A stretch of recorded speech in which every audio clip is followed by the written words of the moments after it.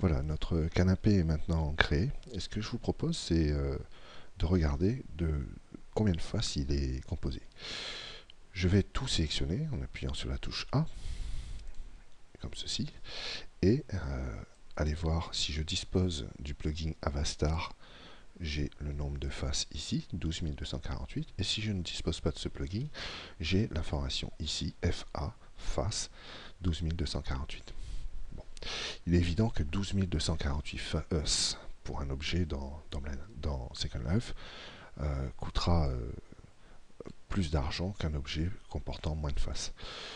Euh, je vais procéder à quelques corrections au niveau du dossier et nous allons faire la chasse aux faces inutiles. Alors, je vais commencer par le dossier. Le voilà.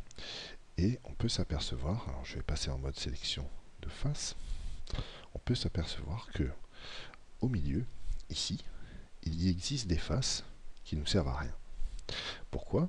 Alors, je vais désactiver temporairement le mirror en cliquant sur l'œil. Voilà. Les faces qui sont à la jonction ici sont inutiles. Je vais désactiver aussi la projection des points sur la surface pour avoir les faces carrées comme enfin rectangulaires comme avant et sélectionner donc les faces qui sont sur cette tranche.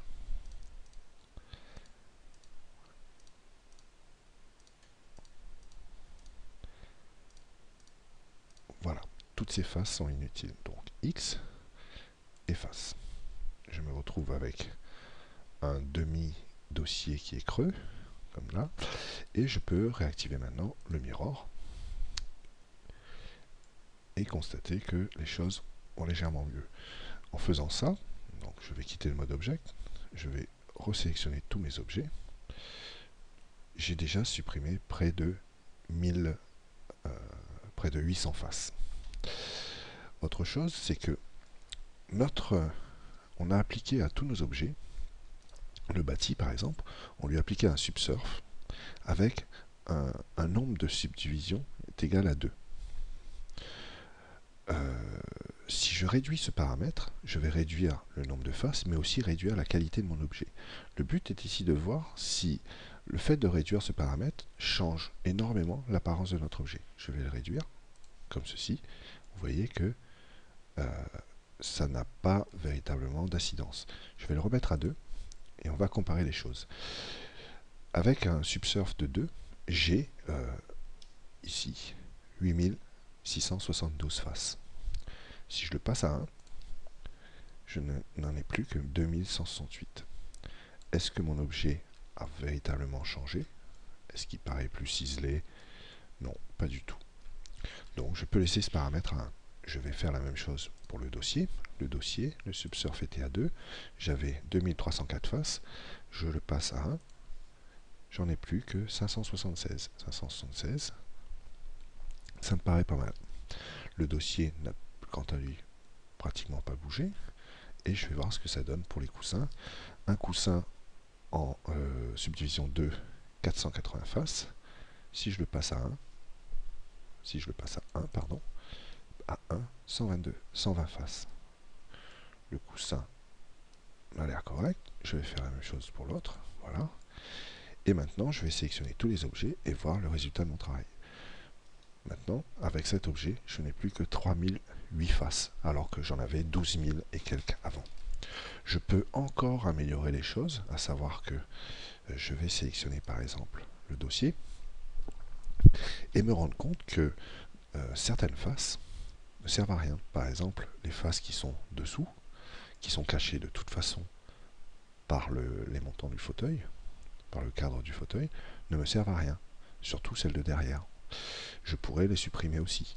Alors, il suffit de se mettre dans cette position-là, sélectionner les faces qu'on ne veut plus voir. Voilà. Je vais supprimer ces faces-là. X. Comme ceci. Idem pour les coussins. Nous pourrions faire le même travail. C'est-à-dire que si je passe en mode edit, toutes les faces qui sont en dessous ne me servent à rien puisque de toute façon elles ne seront pas visibles par, par les avatars. Donc pas celle-là puisque le bord ici ressort, mais toutes celles qui sont derrière,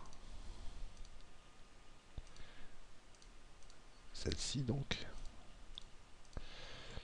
me sont inutiles. X face. Je vais recommencer la même manip pour l'autre coussin et supprimer toutes les faces arrière.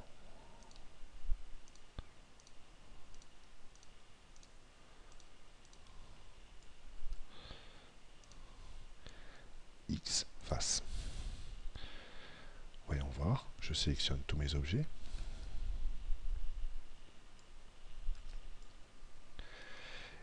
Je n'ai plus que 2832 faces. Nous pourrions encore travailler sur les objets pour réduire drastiquement le nombre de faces en prenant par exemple le coussin. Si je passe en mode edit, je m'aperçois que les petites faces qui sont ici ne me servent pas à grand chose. Ce que je peux faire alors, c'est passer par exemple en mode vertex et lier, souder les points entre eux. Alors, je vais garder finalement la justification de ces lignes horizontales et cette petite zone qui est là pour pouvoir faire l'arrondi du dossier qui passe par-dessus le fauteuil. Donc, à partir d'ici, de cette ligne-là, je n'ai plus besoin de ces faces-là. Eh bien, je vais souder les points entre eux.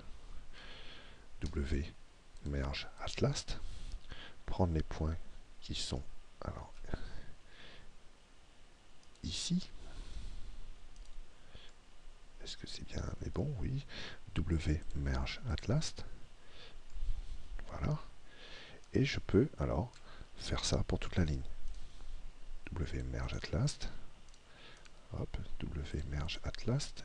Et ici, W merge at last. Et recommencer la même chose pour le bas.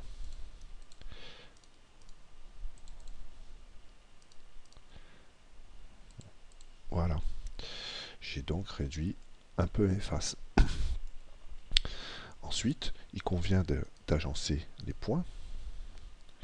Par exemple, ce point-là, de le mettre au centre du demi-dossier, donc comme ceci. Voilà. Et de répartir un peu ces points. Alors j'ai Z. Hop. J'ai Z afin de garder une forme de belle courbe. J'ai Z. Voilà. Sachant que les moteurs de rendu n'aiment pas forcément que avoir de trop grandes différences de surface pour les faces. C'est-à-dire que lorsque vous avez une grande face comme celle-là, située à côté d'une toute petite, les moteurs de rendu n'aiment pas beaucoup ça. L'idéal étant de faire en sorte que l'ensemble du modèle est à peu près des faces de même, avec une même surface, avec une même aire.